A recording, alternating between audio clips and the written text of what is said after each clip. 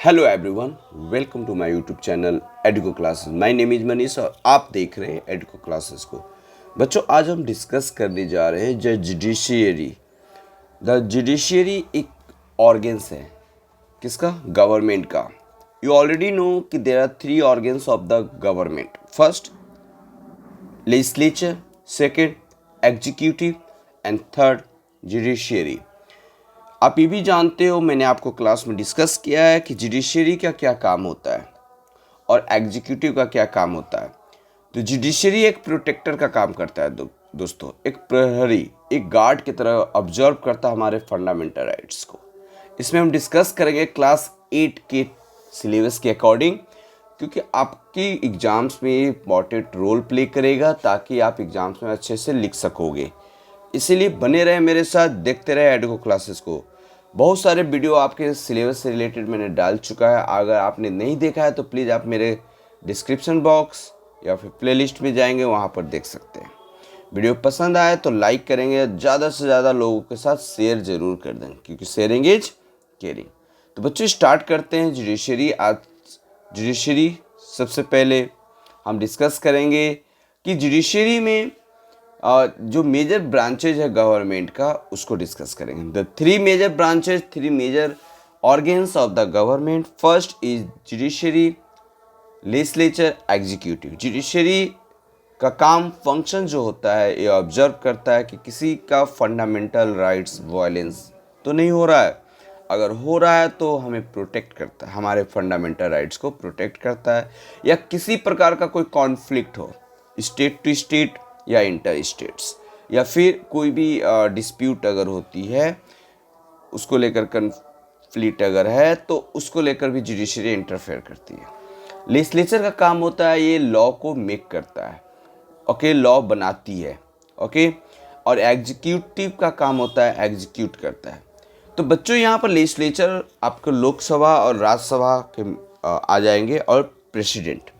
Executive में आपका president, prime minister और काउंसिल ऑफ मिनिस्टर्स और डीएम, ये सभी आ जाते हैं। तो देखते हैं, इंडियन कॉन्स्टिट्यूशन जो है single integrated system of courts provide करता है। सिंगल इंटीग्रेटेड सिस्टम का मतलब क्या हुआ कि यहाँ पर आप यानी हमारे देश में एक सुप्रीम कोर्ट होगा। सुप्रीम कोर्ट की व्यवस्था की, जिसे हेड ऑफ इंडिया कहा जाता है, जो दिल्ली में है, ठीक है।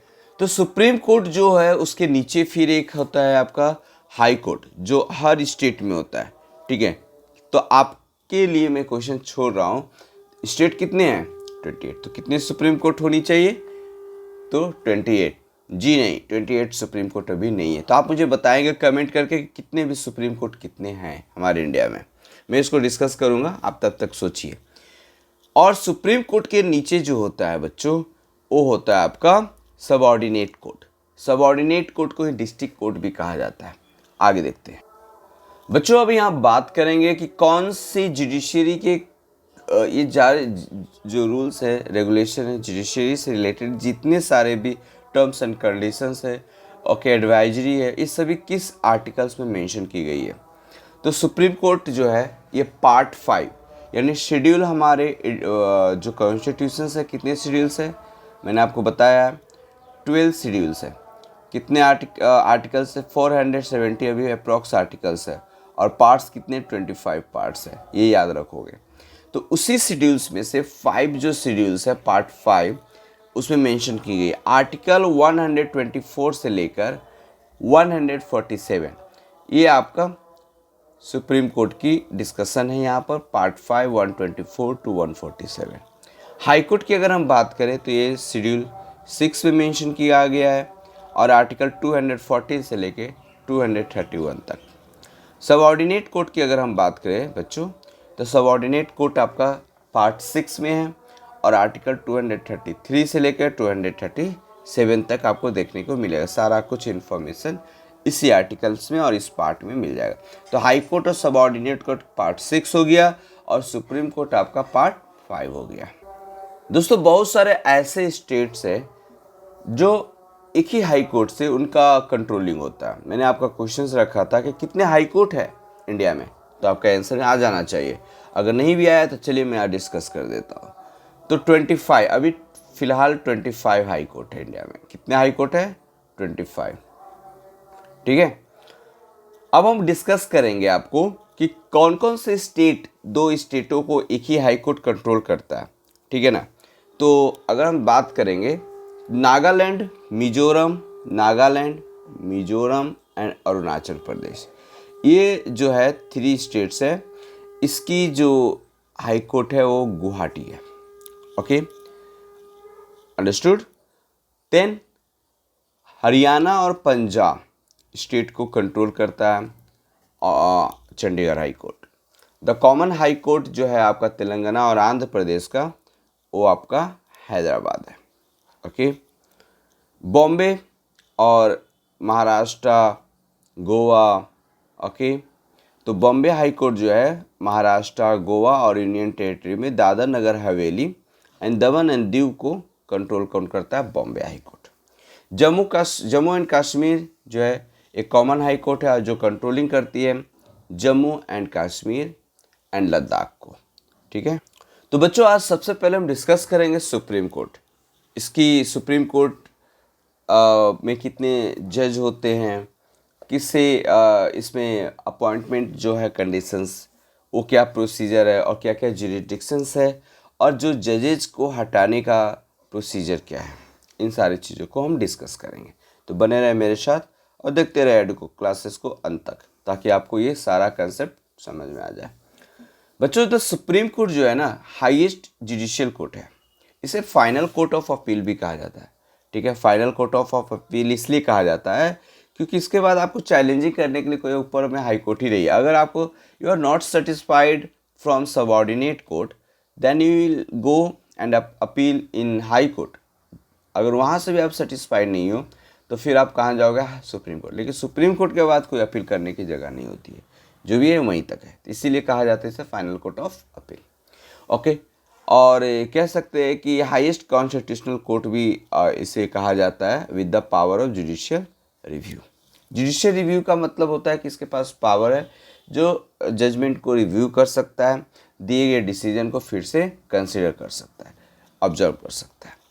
सुप्रीम कोर्ट की अगर हम बात करें तो सुप्रीम कोर्ट में जो नंबर ऑफ जजेज है ना, बिल ऑफ 2019 के अकॉर्डिंग अगर हम बात करें तो सुप्रीम कोर्ट में स्ट्रेंथ जो है जजेस की वो 34 है अभी फ़िलहाल CJI को मिलाकर। तो यानी अभी फ़िलहाल 33 जजेज हैं और +1 CJI, तो टोटल कितना हो गया? 34। पहले जो अगर हम बात करें बिफोर 2019 तो इसमें कितने थे? 31 थे। 30 जजेस थे और 1 CJI थे, तो 31 हो गया था। और ये सारे जो स्ट्रेंथ की अगर डिस्कशन की बात करें तो आर्टिकल 124 में मेंशन की गई है। आई होप आपको ये सारा पॉइंट्स क्लियर हो रहा होगा। अपॉइंटमेंट की बात करें कि जजेस की अपॉइंटमेंट होती कैसे है, तो बच्चों आपको पता ही है कि जजेस की जो सुप्रीम कोर्ट की अपॉइंटमेंट होती है वो फाइनल प्रेसिडेंट करते हैं। कौन करता है? वेरी वेरी इंपॉर्टेंट, प्रेसिडेंट करता है जज का अपॉइंटमेंट। ठीक है, अब हम डिस्कस करेंगे कि जो जजेज होते हैं अपॉइंट तो किए जाते हैं प्रेसिडेंट, लेकिन कंसल्टेशन किया जाता है किसके द्वारा? CJI, chief justice of India के द्वारा कंसल्ट किया जाता है, उनसे पूछी जाती है राय सलाह। उसके बाद अदर जजेज ऑफ सुप्रीम कोर्ट है ना, जो सुप्रीम कोर्ट है उनकी उससे भी सलाह ली जाती है। चीफ जस्टिस जो होते हैं appointed by president after consultations with such जजेज ऑफ द सुप्रीम कोर्ट, है ना। CJI अपॉइंटेड, जो CJI भी अपॉइंट किए जाते हैं प्रेसिडेंट के द्वारा। ठीक है, और लेकिन किसके कंसल्टेशन पर? अदर जजेस के consultation of supreme court and high court as the deems necessary. ठीक है ना, ये सारी चीज़ें आपको देखने को यहाँ पर मिलता है। तो यहाँ पर अपॉइंटमेंट का जो प्रोसेस है, जजेस को हम अपॉइंट करते हैं कॉलेजियम सिस्टम से। जो ये पूरा प्रोसीजर होता है उस सिस्टम को कॉलेजियम कहते हैं बच्चों। ठीक है दोस्तों, कभी कभी क्या होता है ना कि अगर केसेस बहुत सारा पेंडिंग है आपके और उसको क्लियरेंस करने के लिए इमरजेंसी में बहुत ज़रूरी होती है, ज़्यादा जजेस की ज़रूरी होती है, तो उस कंडीशंस पर भी अपॉइंट किया जाता है टेम्प्रेरी बेसिस पर। जो टेम्परेरी बेसिस पर शॉर्ट टाइम के लिए अपॉइंट किया जाता है उसे एडहॉक प्रोसेस कहते हैं, है ना। एडहॉक प्रोसेस में जजेज को 2 इयर्स के लिए, हार्डली ज़्यादा से ज़्यादा 2 इयर्स मैक्सिमम हो सकता है, उससे ज़्यादा नहीं, है ना। टेम्पररी प्रोसेस होता है और उसी प्रोसेस को हम कहते हैं एडहॉक प्रोसेस। क्या कहते हैं? Ad hoc process. और ये जो हमारे रिटायर्ड जज होते हैं उन्हीं को अपॉइंट किया जाता है एडहॉक प्रोसेस पर, ठीक है। कितने सालों के लिए? 2 इयर्स के लिए, ठीक है। कब? जब आपके जजेस की संख्या कम हो जाती है, लैकनेस ऑफ द परमानेंट जजेस। अंडरस्टूड?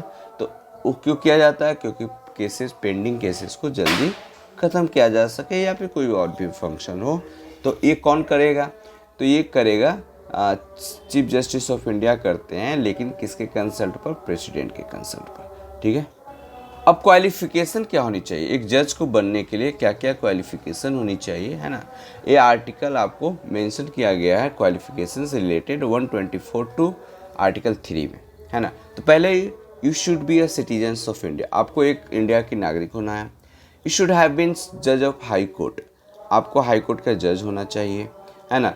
आप 5 ईयर्स तक किसी हाई कोर्ट के जज के रूप में 5 ईयर्स तक आपको वहाँ पर आप प्रैक्टिस करते रहना चाहिए, मतलब 5 साल तक आप अपॉइंट हो, ऐसा criteria. You should have been advocate of high court, okay. आप किसी मतलब हाई कोर्ट का एडवोकेट हो सकते हैं, है ना। मतलब ऑर्डर लगाया इसमें से, या तो किसी हाई कोर्ट का जज रहो 5 साल तक, या एडवोकेट के पोस्ट पर रहना है तो 10 ईयर्स, ठीक है।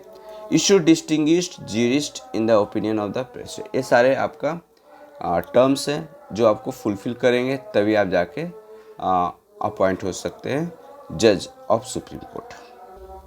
अब यहाँ पर बात आती है कि कितने टेन्योर क्या है, what is the tenure of जजेस। तो no minimum age prescribe for the appointment as जजेस। जजेस की जो मिनिमम एज क्या होनी चाहिए अपॉइंटमेंट का, ये मेंशन नहीं किया गया है ना। और not any fixed period of office, है ना। बिना किसी कॉन्फ्लिक्ट का, बिना किसी कल्प्रिट का आप किसी जज को उसके पोस्ट से नहीं हटा सकते हो। तो फिक्स्ड पीरियड की भी चर्चा नहीं की गई है, कितना साल तक रह सकते हैं कौन, और मिनिमम क्वालिफिकेशन, मिनिमम एज की बात नहीं की गई। He holds office until he attain the age of 65 years. हाँ, ऑफिस पर आप रह सकते हैं, अपने पोस्ट पर रह सकते हैं जब तक आपका एज 65 ईयर्स नहीं हुआ है ना, है ना। He can resign his office by writing to the president, आप रिजाइन दे सकते हैं प्रेसिडेंट को लेटर लिखकर, ठीक है। He can be remove from his office by the president on the recommendation of the parliament, है ना। वही है, अगर किसी जज को हटाना है तो इम्पीचमेंट एक प्रोसेस होता है, ठीक है, उससे हटाते हैं। इम्पीचमेंट जो होता है ये एक प्रोसेस है, किसी जज को हटाने के लिए यूज किया जाता है इम्पीचमेंट। अंडरस्टूड? चलिए आगे बढ़ते हैं। तो यहाँ पर वही चीज़ है, हटाने का प्रोसेस मेंशन किया गया कि how does the removal of जजेस टेक प्लेस।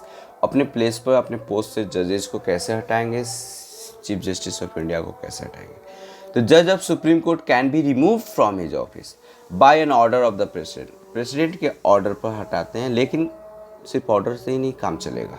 क्या चलेगा भाई? तो देखते हैं। प्रेसिडेंट कैन इशू, प्रेसिडेंट जो है issue removal order only after an address by parliament, है ना। हटाने का इशू जारी कर सकता है, लेकिन कब? जब पार्लियामेंट जो है एड्रेस करेगा या पार्लियामेंट से जो सेशन में रिमूवल पास हो जाएगी, ठीक है ना। अगर पार्लियामेंट कह देगा कि इस जज को हटाना है, इस पर कल्प्रिट है, तो ये नॉर्मल तरीके से नहीं होता, एक स्पेशल मेजोरिटी होता है। स्पेशल मेजोरिटी के सपोर्ट से पार्लियामेंट डिसीजन लेता है। स्पेशल मेजोरिटी क्या होता है? देखिए, 4 प्रकार का मेजोरिटी होता है, उसमें से एक स्पेशल मेजोरिटी है। जितने भी मेंबर्स होते हैं ना किसी हाउस की, मान लेते हैं ईच हाउस, राज्यसभा में अभी कितने मेंबर्स है? 250 है। इसका 2/3, 2/3 मेंबर्स अगर सपोर्ट करते हैं इसको हटाने के फेवर में, तो क्या होगा? ये आपका हट जाएंगे। House and majority of less than 2/3 से नीचे नहीं होना चाहिए, ठीक है। वोटिंग कराई जाती है। अगर ये राज्यसभा से पास हो गया, है इसका मेंबर्स जो भी हो, उसके बाद ये लोकसभा में जाएगा, लोकसभा से जब पास हो गया तो फिर ये प्रेसिडेंट के पास जाती है। प्रेसिडेंट क्या करते हैं? इस पर फाइनल मोहर लगा कर इसको हटा दिया जाता है। क्यों हटाते हो भाई? तो हटाने का दो ही चीज़, मिस्चीवियस बिहेवियर एंड इनकैपेसिटी, यानी अपने पोस्ट का दुरुपयोग किया हो या फिर आपसे उस पोस्ट संभल नहीं रहा है, उस कंडीशंस में हम इसको क्या करते हैं, हटाते हैं। और हटाने का प्रोसेस को क्या कहते हैं, इम्पीचमेंट कहते हैं। तो इम्पीचमेंट हमेशा स्पेशल मेजोरिटी से पास होता है। समझ में आ रही है? चलिए आगे बढ़ते हैं। बच्चों, इम्पीचमेंट ऑफ सुप्रीम कोर्ट जो है आर्टिकल 124 में मेंशन है ना। सुप्रीम कोर्ट के जजेस को हटाने के लिए 124 आर्टिकल्स पे इम्पीचमेंट का डिस्कशन है। किसी भी मोशन अरेस्ट को पास करने के लिए पहले प्रेसिडेंट का साइन जरूरी है। एटलीस्ट 100 मेंबर्स जो है ऑफ लोकसभा या 50 members of Rajya Sabha deliver to the speaker या चेयरमैन, इतना लोग सपोर्ट कर रहे हैं तो वो जजेस को मतलब उनके जो मोशन है फॉर द मोशन या अगेंस्ट द मोशन वो आगे पास हो सकता है। The motion is to be investigated by a committee, है ना। ये मोशन जो होता है, जो इम्पीचमेंट किसी जज के अगेंस्ट आ जाता है, हटाने का प्रोसीजर, तो एक कमेटी गठन की जाती है। वो कमेटी ऑब्जर्व करती है, इन्वेस्टिगेट करती है। इस कमेटी में 3 मेंबर्स होते हैं, है ना। 2 जजेज ऑफ द सुप्रीम कोर्ट होते हैं, है ना। 2 जजेज of the supreme court and a distinguished jurist होता है। If the committee find the जज गिल्टी, अगर कमिटी ने ये पाया कि वो गिल्टी है, मिसबिहेवियर किया है या फिर किसी प्रकार का अपने पोस्ट का दुरुपयोग किया है, utilize the okay, report of the committee is taken up for consideration in the house. उसके बाद कमिटी रिपोर्ट पेश करेगी, हाउस को देगी। हाउस मतलब कौन सा, लोकसभा और राज्यसभा दोनों में से किसी एक को पहले देगी। If the motion is passed each house, अगर राज्यसभा से वो पास हो गया या फिर लोकसभा से पास हो गया तो फिर दूसरा सभा में जाएगा। ओके, और मैंने बताया मेजोरिटी, स्पेशल मेजोरिटी यानी 2/3 से ये पास होता है। द जज will be removed after the president gives his order for removal, और जज तभी रिमूव होते हैं जब प्रेसिडेंट ऑर्डर करेंगे रिमूवल का। तो ऐसा केस आया था एक 1991-1993 में आर रामास्वामी के लिए। तो कमिटी जो फाउंड किया, गिल्टी फाउंड किया इनके अगेंस्ट में in the Lok Sabha. The Congress party abstained from voting and so the motion could not be pass. तो ये वोटिंग से कांग्रेस पार्टी एब्सटेंड कर देता है, ठीक है, और ये पास नहीं होती है, रिक्विसाइट मेजोरिटी। तो ये सारी चीज़ें जब वो पास ही नहीं हुआ तो आगे नहीं बढ़ पाया। चलिए आगे देखते हैं। अब आपके दिमाग में आ रहे हैं सैलरी कितनी होनी चाहिए सुप्रीम कोर्ट की जज की। तो जो दोस्तों बच्चों, सुप्रीम कोर्ट की जज की अगर सैलरी है 2,50,000 एक मंथ की सैलरी है। यूज ऑन और दूसरी फैसिलिटी भी है, official residence free of rent में यूज़ कर सकते हैं। और जो चीफ जस्टिस जो होते हैं मतलब CJI वो होते हैं, उनकी सैलरी 2,80,000। एडमिनिस्ट्रेटिव एक्सपेंसेस जो होता है सुप्रीम कोर्ट का, और including all salary allowance and pension charge from the consolidated fund of India. तो और भी फैसिलिटी मिलता है। और सारे ये सभी जो सैलरी हो गया या सुप्रीम कोर्ट का एक्सपेंसेस हो गया या फिर अलाउंस या पेंशन, सभी कंसोलिडेटेड फंड से दी जाती है। बच्चों मैंने बताया कंसोलिडेटेड फंड क्या होता है चैप्टर 2 में। फिर भी अगर आपको नहीं समझ में आया तो आप जाकर वो वीडियो देख सकते हैं। बच्चों यहाँ पर बात करेंगे ज्यूरिसडिक्शंस एंड पावर की। ऐसे तो बहुत सारे पावर्स है सुप्रीम कोर्ट के पास, ठीक है। तो इसी पावर को हम 2 कैटेगरी में डिवाइड कर रखे, अकॉर्डिंग टू 8 क्लास हम लोग पढ़ रहे हैं। तो इसलिए आप ज़्यादा आपको नॉलेज और ज़्यादा डेप्थ में हम लोग नहीं जाएंगे क्योंकि ज़्यादा बोरिंग हो जाएगी क्लास। तो जो ओरिजिनल ज्यूरिसडिक्शंस और एपिलिएट ज्यूरिसडिक्शंस में हम लोग इसको डिवाइड करेंगे, ठीक है ना, ताकि आपको अच्छे से समझ में। ओरिजिनल ज्यूरिसडिक्शंस होता क्या? When the case directly goes to the Supreme Court without any need या possibility going to the lower court, आप केस को डायरेक्ट कहाँ ले जा सकते हैं? सुप्रीम कोर्ट में, बिना किसी प्रोसीजर को फॉलो किए। अगर आपके केस आप चाहते हैं कि सुप्रीम कोर्ट में आपका केस जाए तो आप डायरेक्ट अपील कर सकते हैं सुप्रीम कोर्ट में, ठीक है।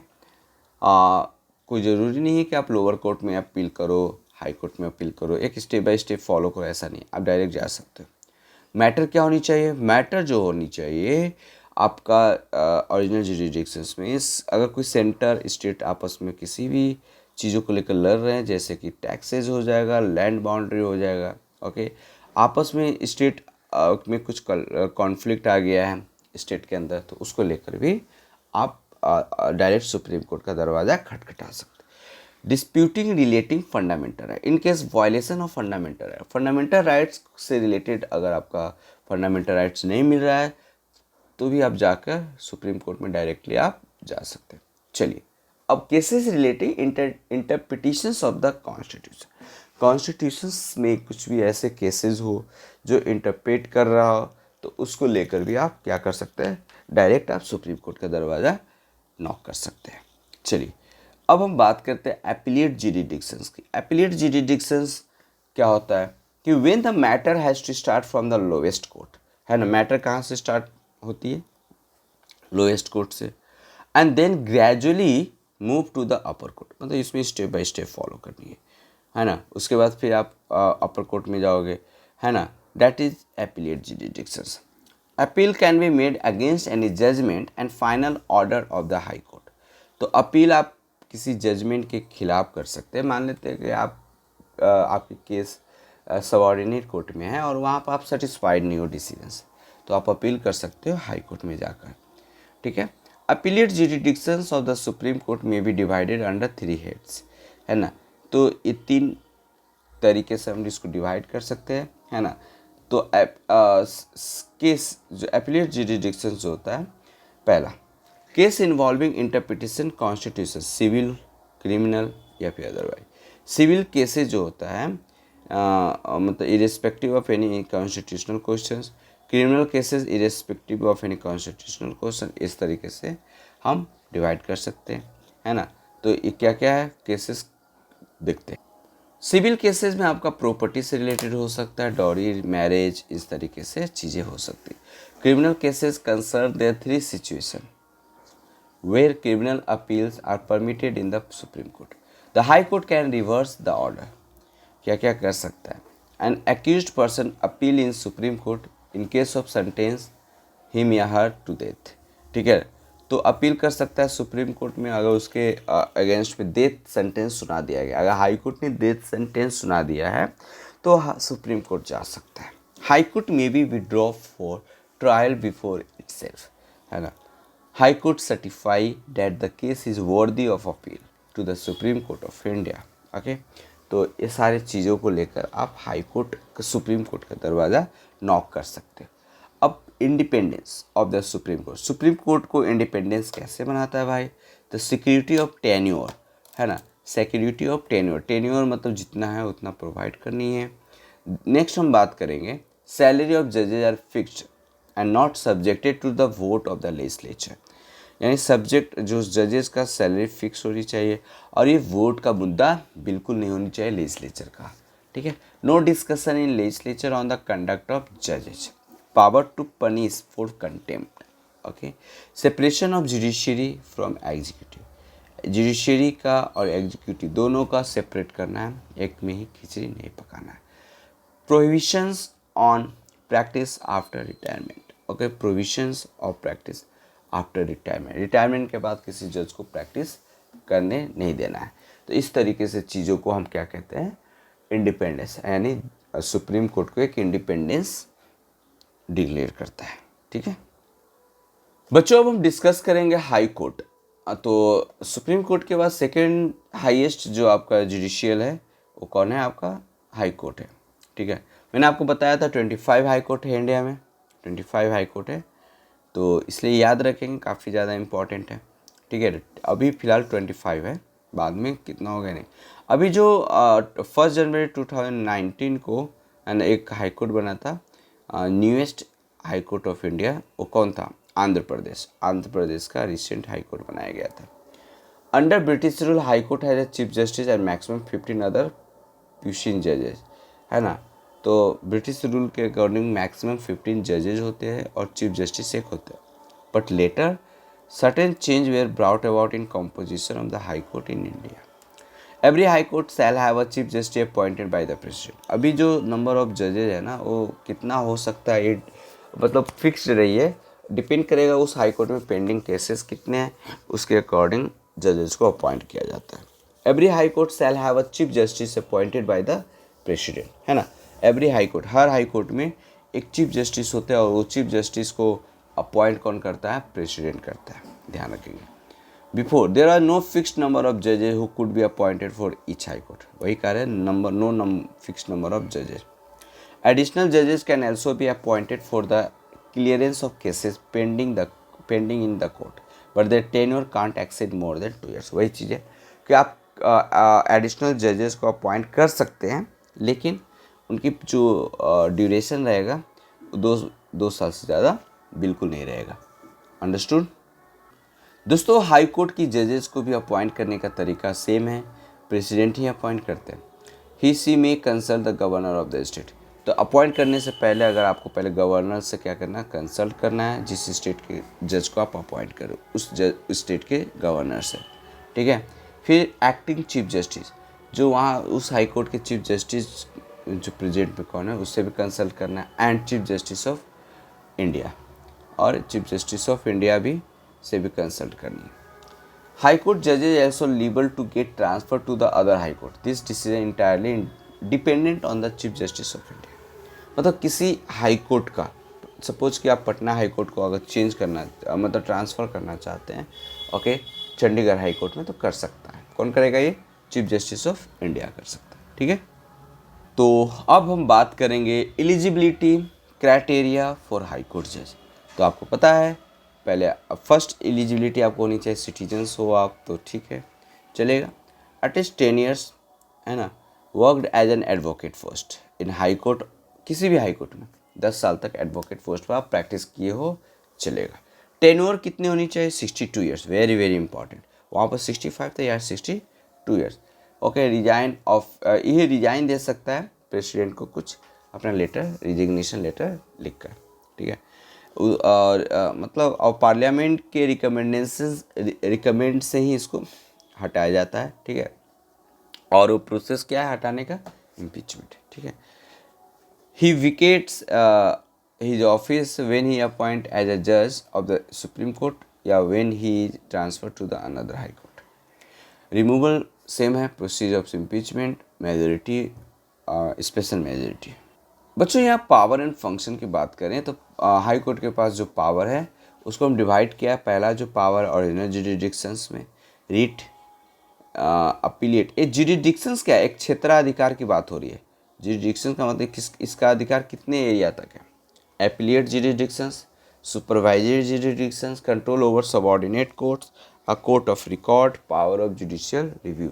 ये सब क्या है, इसको डिस्कस करेंगे.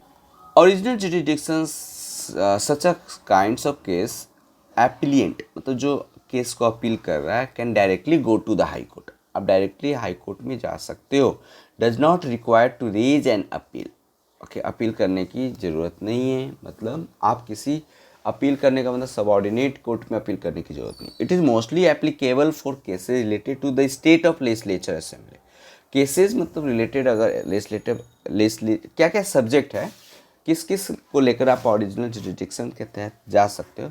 अगर कोई स्टेट लेजिस्लेटिव असेंबली से रिलेटेड हो, या मैरिज से हो, या इन्फोर्समेंट ऑफ फंडामेंटल राइट्स, या transfer cases from other court, तो ये सारे केसेस से रिलेटेड आप डायरेक्टली हाई कोर्ट में अपील कर सकते हैं. एपिलेट जुरिडिक्शंस क्या होता है कि this 4 cases where people have raise a complaint about a review के लिए हम लोग अपील कर सकते हैं. जजमेंट आप सेटिस्फाइड नहीं हो तो अपील कर सकते हो हाई कोर्ट में.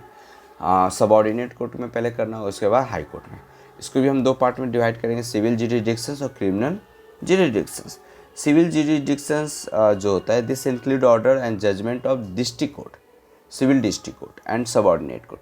Criminal jurisdictions it include and order the session court and additional session court, ठीक है. इस तरीके से पावर ऑफ सुप्रिटेंडेंस की अगर हम बात करें तो देख लेते हैं. पावर ऑफ सुप्रिटेंडेंट क्या होता है भाई? द हाई कोर्ट जो hold the right to order. It's a subordinate office and court the way of maintaining records. ये रिकॉर्ड्स को मेंटेन करने का इसका जिम्मेवारी होती है. Prescribe rules for holding proceeding in the court and also settle the fee paid to sheriff clerks, officers and legal practitioner. ये सारी चीज़ मतलब ये देख रेख करता है सबऑर्डिनेट कोर्ट को. Court of record it involves recording the judgment proceeding and act high court for perpetual memory. This record can't be further question in any court. मतलब जो भी जजमेंट हो रहा है, हेयरिंग हो रही है, उस प्रोसेस को रिकॉर्ड किया जाता है ताकि कोई क्वेश्चंस रेज ना कर सके, ये कोई को है ना, किसी को कैसे आपने डिसीजन दिया इस तरीके से को लेकर, ठीक है। Next, control over subordinate court. The high court can control the subordinate court in the state. It is to be consulted by the governor in the matter of appointing, posting and promoting, है ना। Subordinate court पर high court का controlling होती है। किस वहाँ के जो जजेज है, डिस्ट्रिक्ट जजेस को अपॉइंट कहाँ करना है, पोस्टिंग कहाँ करनी है, ट्रांसफ़र कहाँ करना है, लेकिन उसके लिए पहले उसके लिए आपको गवर्नर से कंसल्ट करना होगा। Power of judicial review. Judicial review मतलब हाई कोर्ट के पास एक पावर है कि वो दिए गए डिसीजन को चेक कर सकता है, रिव्यू कर सकता है। It act as the guardian, मतलब एक गार्जियन की तरह काम करता है ना, protector of the fundamental rights. It has the power to reject any law, मतलब इसके पास पावर है हाई कोर्ट को कि कोई भी लॉ को रिजेक्ट कर सकता है, या any of its part which found to be unconstitutional, या फिर किसी चीज़ को हटा सकता है अगर उसे लगता है बीच में कोई क्लिप, कोई केसेस में कोई मुद्दा अनकॉन्स्टिट्यूशनल है तो उसको हटा सकता है। हम बात करेंगे रीट जुरिडिक्शंस क्या होता है। ये आर्टिकल 226 में मेंशन है। रीट मतलब एक आपका अध्यादेश जारी करना, रीट का मतलब अध्यादेश। तो हाईकोर्ट के पास पावर है, कोई रीट इशू कर सकता है। रीट किसके लेकर? हैवियस कॉर्पस को लेकर, मैंडेमस को लेकर, सेटेररी को लेकर, प्रोविशंस एक्ट को लेकर एंड क्वा वारंटो, ठीक है। ये सारी चीज़ें आप मतलब अगर हो रहा है तो इसको लेकर वो जारी कर सकता है। किसी को आप हैवियस कॉर्पस मतलब बिना किसी को नोटिस जारी किए आप पकड़ लेते हो, उस पर चार्ज करते हो, टॉर्चर करते हो, तो इसको लेकर भी हाई कोर्ट में आप जा सकते हो। इंटरफेयर करता है हाई कोर्ट, ठीक है। तो आपको यहीं तक था, सारा पावर कंप्लीट मैंने कर दिया। तो आई होप ये वीडियो आपको पसंद आई होगी। वीडियो ज़्यादा लंबी नहीं है, 30 मिनट्स की वीडियो है, तो आप इस वीडियो को लाइक कर देंगे और दोस्तों के साथ शेयर करेंगे। नेक्स्ट वीडियो के साथ मिलते हैं, तब तक अपना ख्याल रखें। Keep learning, keep practicing. जय हिंद बच्चों।